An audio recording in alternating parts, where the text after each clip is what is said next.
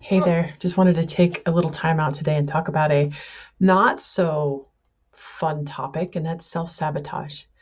I think most of us are capable of it once or twice or maybe more in your lifetime. Read an awesome book by Gay Hendricks called The Big Leap, and it talks about upper boundary limits. So, kind of something very similar to self-sabotage.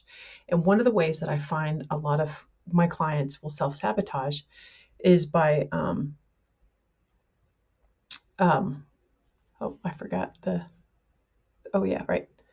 Self sabotage is by not seeing the value in the investment, right? So if I had a $500,000 house and told them, if you come up with $5,000 in the next week, the house is yours.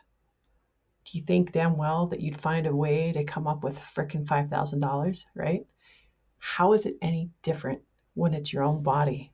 This is your house, right? This is your temple.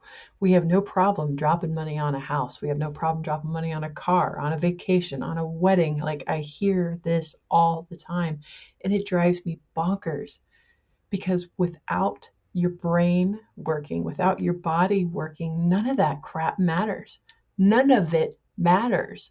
And people are clinging and trying to hold on to this crap as they're miserable. They're in pain and their brain's not working and they can't remember shit and they're miserable and they're angry and they're depressed and the list goes on and on. So that's one of the biggest ways I see people self-sabotage themselves is that their priorities are a little skewed. Um, I had to say yes to me. I was already had two attempts at suicide when I was younger. Well, a couple more times when I was an adult that I didn't have to go to the psych ward for because I just knew they weren't going to help me. But it wasn't until I said yes to me and started spending the money on me as an investment to get better, then my life turned around. Right? I couldn't even imagine going back to being that miserable, angry, painful, bloated, forgetful person. I said yes to me. And that's how I stopped self sabotaging. I stopped making excuses and I put me first. When I did that, then I started aligning to my greatness. My relationship with my kid is amazing, better than it's been in years. My relationship with my husband is amazing, better than it's been in years.